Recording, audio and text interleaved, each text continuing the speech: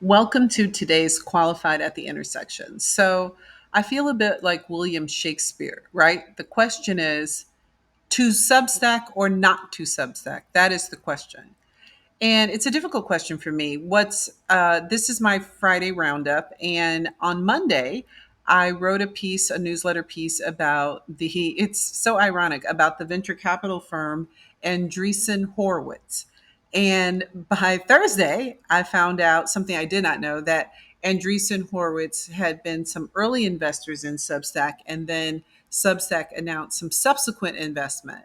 Now, the reason that's really difficult is because I wrote a newsletter about how Mark Andreessen of Andreessen Horowitz was caught in a secret chat, according to the Washington Post, really complaining about the last 60 years of civil rights advancement, which is why I'm here, right? So I was born in 68, so I was still technically born during Jim Crow, because all of the full vestiges of Jim Crow didn't fully end in the United States until the 1964 Civil Rights Act. And then there were other things along the way. So I would say that I was still born during a time where Jim Crow, if not functionally, in many ways was still the law of the land.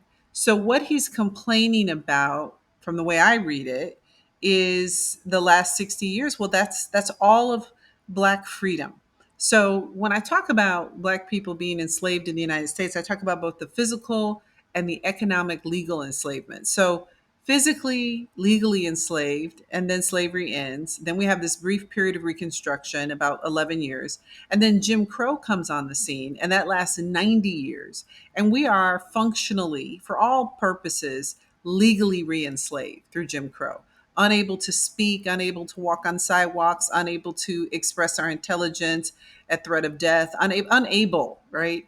And so to know that someone is that angry about the advancement of the last 60 years, and then he tells all these lies in this chat, this secret chat, that because of our advancement, that his people, I don't know who his people are, I can only assume white people, are not able to get into colleges. I mean, it's insane. Eight in the Ivy League universities, just 8% of those students are black students, and that number is dwindling ever since the Harvard case. So it's so anyway. That was my newsletter on Monday, and then on Thursday, I find that the venture firm I wrote about is a big backer in Substack, and that raises a lot of moral questions and dilemmas for me.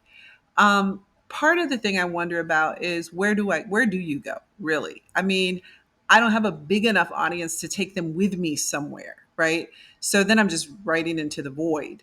And then I wasn't here for the great Nazi debate, which I didn't even know about, which that there's a lot of platforming here of people with Nazi speech. And for me, thus far on Substack, I haven't had to block as many people as I had to block on LinkedIn. I mean, I've had to block more people on LinkedIn than I've had to block on Substack thus far. Now, a hard line for me was Twitter X. Also, I just think the whole format was not very constructive, and so that was easy to leave. Um, and TikTok is going to be a question. If Donald Trump really does come up with a deal for somebody he knows to buy TikTok, well, then they've run the table on media. They've run the table on alternative media. And I guess the question is, do you take your marbles and leave? My intellectual efforts are being extracted here, that's for sure. But I'm also extracting from this platform people of goodwill, people who are supportive, people who want to hear my message, people who will pay for the message. So, is it spy versus spy? Are we everybody here and they and us, all fighting it out with each other? I mean, these are questions you have to try to figure out. And then I think about the fact that my father used to say this thing about, black folks, they couldn't, wipe their butt if it wasn't for getting toilet paper from the white man. Like that was his kind of thing he would say. It's kind of gross. But basically his point was, where can you go? What can you do where our sovereignty is fully there for everything that we need. And it is just very much complicated. And as people try to grow platforms, even Clubhouse, big investor was Felicia Horowitz, who is the wife of the Horowitz, of Anderson Horowitz VC. They've turned MAGA. They were darlings of the Black elite. Had parties with Gail and Van Jones and Tina Knowles, and I mean they were totally in. And the guy, Mr. Horowitz, he wrote a book where he quoted rap lyrics in every chapter. His wife is Black. I mean, they've turned totally MAGA conservative. So there just doesn't appear to be anywhere to run. And yet you don't want to give resources to these folks. So it's a real complicated dilemma for me, and one that for now I'm settling with staying on the platform and staying on LinkedIn. I mean, those are the two platforms that I'm on. I do have a TikTok that I had a couple of viral things on TikTok, so I have some good numbers over there, but I really don't use TikTok that much, especially after they turned it off and they turned it back on BS, which was just BS. And so for right now, LinkedIn and Substack are the two places I'm going to stay. But my goal is to build an audience here that respects my work and likes my work, and at some point I get a critical mass that would be willing to come with me. Right? I think that is very important. I know some people who've left who've had larger, audiences that went with them, and then, you know, on the everyday, the people who I interact with here on Substack are incredibly supportive, very interested in this work, and most people are unaware of the financial elements and the people involved in the background. Now the question is going to become, is there going to be suppression on Substack like people say there is on LinkedIn and other platforms? Are they going to promote? I mean, my biggest complaint with Substack when I came on, quite frankly, was the celebrities. Like they come in like gangbusters, they bring with them a large crowd, people swarm over, they take up all the resources, and then the average writer is here writing for pennies, right? So that was my biggest complaint because I didn't really know who the man behind the curtain was. I didn't pay attention to who that was. Now that I see the platform clearly, I think about it's extractive of me, but I also want to be extractive of it, quite frankly. I want to reach like-minded people, of which there are many here. I want to monetize this work that can help me make that leap. And so there's this extractive exchange, right? um and then there are things, it's like, where do you draw lines, right? Like there are things, I don't shop at Target, I don't go to Florida. I mean, yuck, sorry if you're from Florida. But there are just a ton of things that you have to navigate, and it strikes me that this is what it means to be Black in America, really.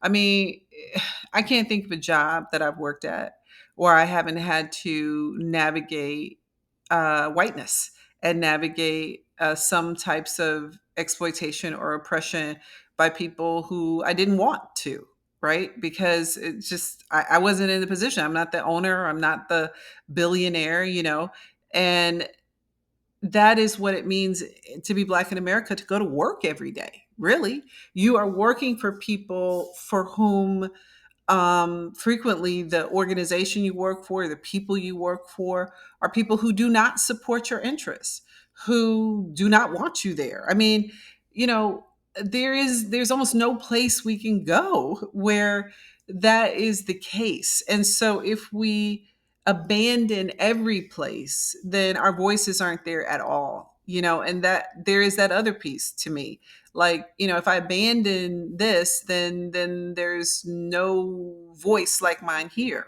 right? It is something I'm going to evaluate as I go along. I'm going to continue to evaluate it, and it is a for now, that I'm staying on Substack for now, that I'm staying on LinkedIn for now. And like I said, I started, it is ironic though that the first newsletter of this week was about this VC firm that I find out at the end of the week is the one putting even more money into Substack. I also wrote about this week the Rosie O'Donnell situation where Donald Trump threatened to pull her citizenship, and how 24-hour news cycle, they're up here talking about a dentist who killed his wife, which is sad, but that shouldn't be the focus of a 24-hour news channel when you have the president of the United States threatening to pull the citizenship of an individual citizen, ICE arresting green card holders who do not either have criminal records or minimal, small little things like tickets, and putting them in alligator Alcatraz. And now we have the Jeffrey Epstein the revenge of Jeffrey Epstein. I mean, there are major things that the media should cover and could cover, but they don't stay on things. And so that was that newsletter.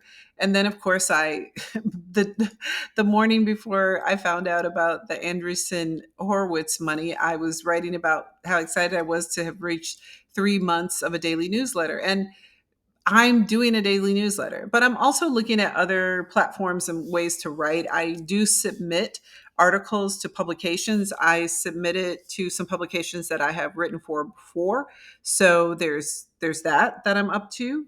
And of course, my book, Qualified, How Competency Checking and Race Collide at Work. I mean, part of the reason I started the Substack is to get more people to know about the book and the things that are in there that I think can be really helpful for people in the workplace.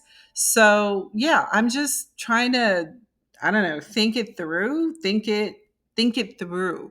And where I've landed at right now is that for now, I'm staying on Substack, but I'm going to keep speaking truth to power. I'm going to talk about Andreessen Horowitz. I'm going to talk about what Substack is doing. I'm going to talk about how it ties in to a larger narrative. Like, I'm not going to talk about that because I'm on here, and we'll see what the algorithm allows. And then as we grow, we'll talk about ways we can migrate into something else, something different.